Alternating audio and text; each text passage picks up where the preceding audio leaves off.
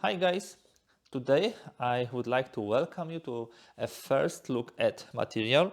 We'll be covering 300 Earth and Water, a game from the Nuts Publishing. I believe it was previously also published by one of the publishers in the Japan. Before we jump into the details, two words of introduction. First of all, in a first look material, we'll look at the components, but not only. This is some kind of material which is between the pure unboxing, when you just look at the game, and the detailed explanation of the rules, so how to play game, where you go through all the rules. Here we look at the components, but we also talk about some of the rules. This particular game I was able to get during the Essenspiel 2024. I actually went to the Nuts Publishing booth. We had a very nice discussion and an introduction to some new titles from them. Earth and Water is the first game in the Combat Rations series. It was a very decent price at Essen because there's already the second game, which is Fort Arthur. I actually have the materials about it on my blog, and there will be the third and fourth game in the series. They are not yet published. They will soon be put on the campaign. One will be about German attack in France, and the other one will be about the Norway during World War II. But today we entirely focus on the 300 Earth and Water. Historically, a bit of background: what happened in around 500 BC? The revolts in Asia Minor of the colonies, of the Greek colonies ruled by Persia, were supported. Those revolts were supported by Athens, and it get the pretext needed to the Persia to invade the Greece. First they attacked the Macedonia, then they went to the Greece. You know all those battles of Marathon, of Thermopylae, of Salamis, of Plataea. All of this happened. Here we'll be playing on much more higher level.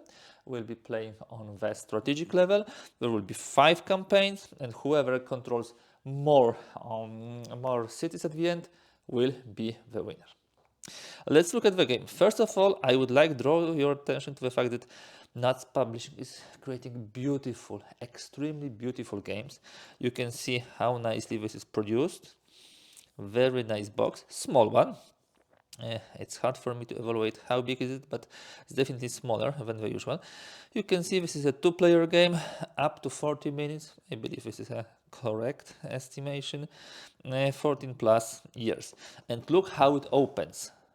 I love it, how it opens. Just like a special box of cigars or other stuff. Really, really nicely. There's always a nice picture here. Fort Arthur has it similarly. And then we have some components inside. Let me put this card to the side. It's a promo card with a very small game. Let's look what do we have here. Let me start probably with the rule book before we look at the components. This is a very small and neat game. So this is the rule book. I'm usually checking how many pages the rule book has. So it's around 13 pages with some references. Not overly long, not overly complex game, as you can see. The rule book goes through the introductions, through the materials, tells you what we have on the map. Also, what kind of elements we have. So we have armies, we have navies, we have markers, and we would have also pontoon bridge, because as you know, Persians reach the mainland Greece via pontoon bridge, via Hellespont. The game in its essence is driven by cards. Cards can be played for events, which could be military events, which could be your events during your turn, or maybe during the opponent's turn. We'll look at them in a moment.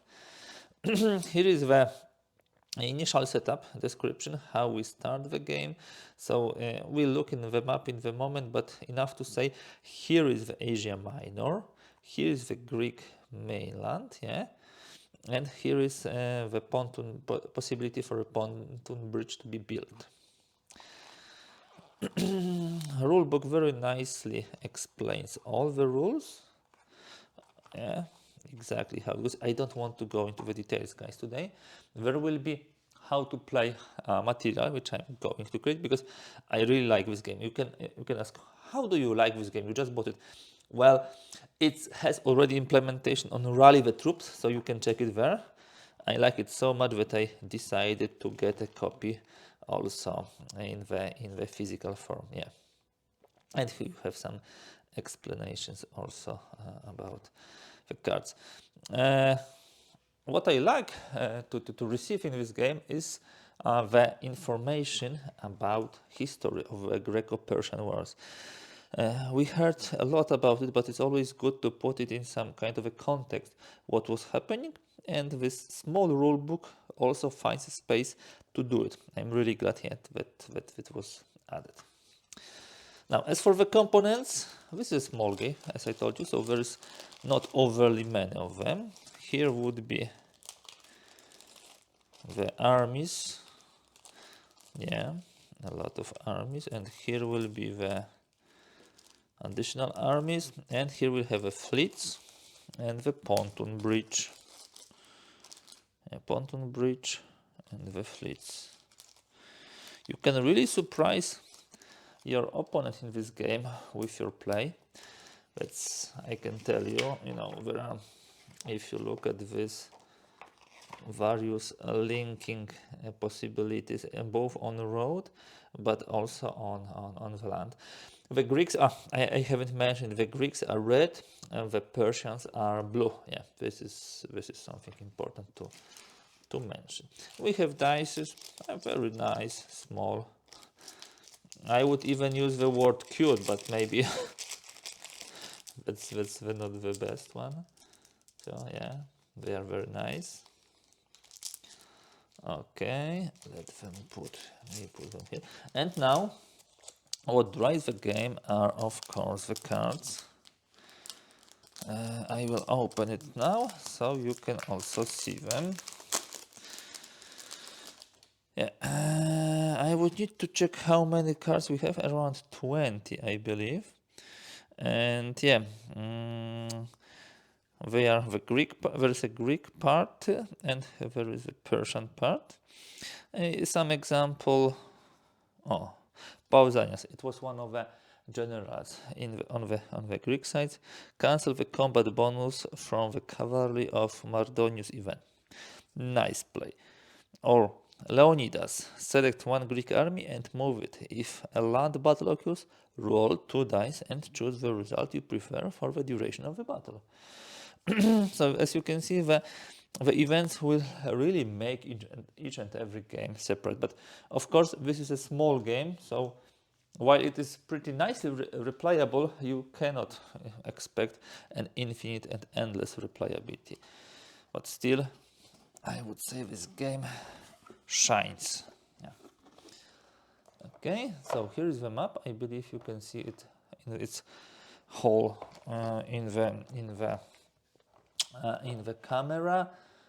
So here sits the Persians on this side. Here sits the Greeks. It also shows the value of areas. Not too many spaces, but enough to some extent bluff and try to attack the opponent. You can see the Persian cities here, Ephesus and Abydos. You can see Sparta here and Athens.